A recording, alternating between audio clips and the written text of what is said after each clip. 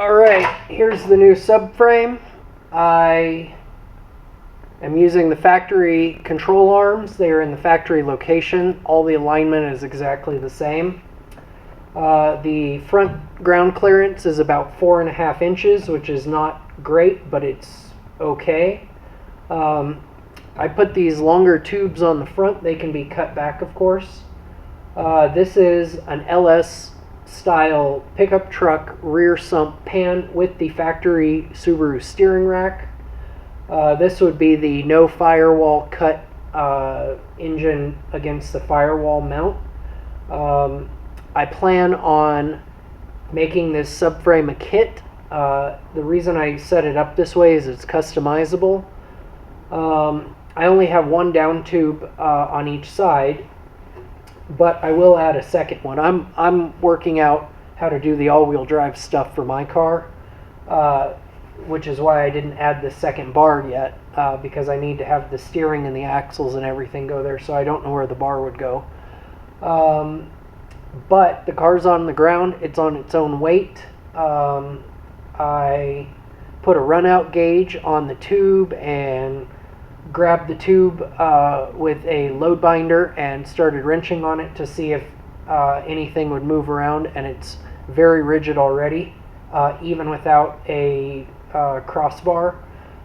So it will have a crossbar in the back behind the oil pan, and it will also have a crossbar somewhere in the front underneath the oil pan or in front of it, depending on which oil pan. But this rail setup will work with any oil pan that we want to set up.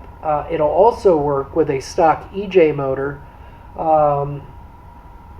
If somebody wants to run this, I can put the motor mount tabs on it. So I'm going to show you guys how I'm going to do it in my car. Here's the Trailblazer SS oil pan and front diff in the vehicle, the 98 Impreza. This is where I really want it to sit. This is with no steering rack underneath it. This gives me about 5.5 inches of ground clearance. That's at normal ride height, so the bottom of the pan is even with the bottom of the subframe, meaning I can put a flat sheet of steel on the bottom and the oil pan will not be the first thing that hits the ground. So the steering is going to be difficult. I'm not sure exactly how I'm going to do it, but more than likely I will repurpose a factory Subaru steering rack and then get some offset tie rod ends. I can get quite a bit of offset on the outer tie rods, and then on the inner, if need be,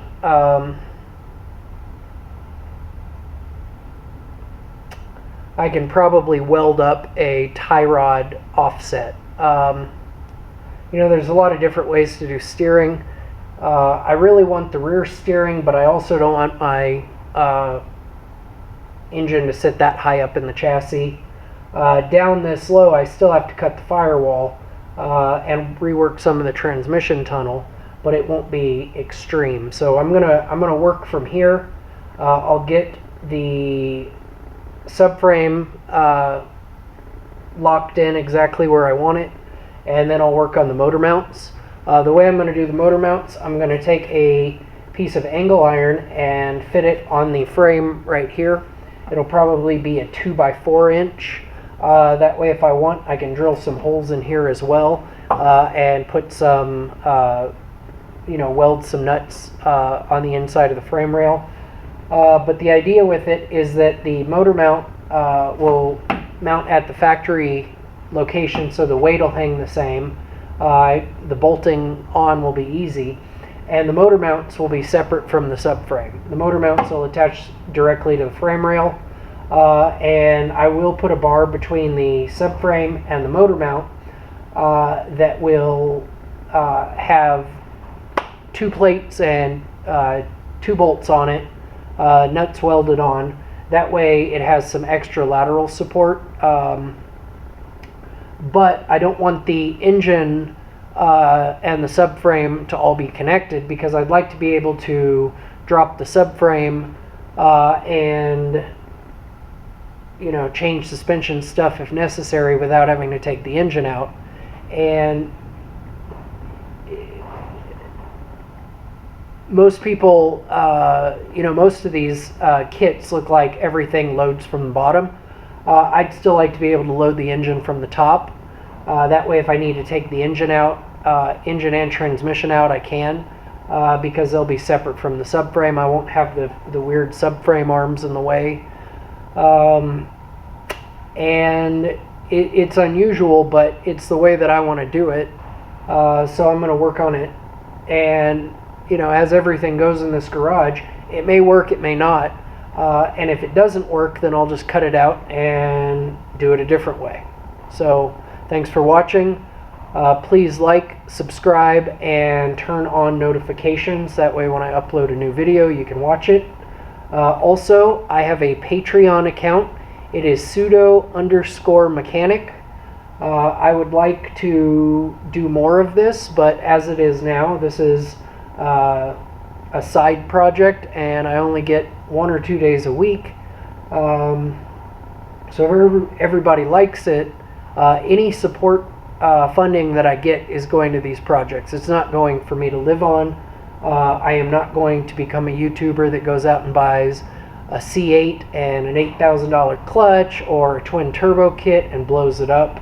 I'm not going to cover my Lamborghini in peanut butter, because I'm not ever going to buy a Lamborghini unless I can get a really old one, like a Miura. So this is not ever going to become a supercar channel. This is about building stuff that normal people like myself and like all of you can afford to buy, and figuring out new skills along the way. This is not about buying stuff. There's some merit to that. I do have to buy a lot of stuff, but there's nothing in this garage that's a bolt together. It's not like we sent the motor off, got it built, got it back, stuck it back in the car. This motor doesn't come from this car.